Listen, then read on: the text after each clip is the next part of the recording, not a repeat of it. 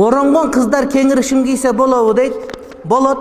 Эгерде шым кеңири болгон болсо, үстүндөгү көйнөгү тизеге чейин, тизеден төмөн түшүп турса, анда кеңири шым кийсе болот. Анткени баскан турган ыңгайлуураак, жанагы ошол юбкадай эле көрүнгөн болот. Анан жанагы денеге жабышып калган гамаш сыяктууларды кийген болбойт.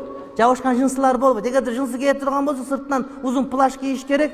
Ошол жанагы согончокко жакыныраак түшкөн. Жанагы буттун жанагы балтыры бар го, балтырдан төмөнүрөөк түшкөн плащ менен гана болот. Эгерде андай эмес болсо, анда көйнөк кие турган болсо тизеге чейин. Анда этегиндеги шымы, урматтуу бир тууганым, мындай кенен болуш керек. Кенен болуш керек.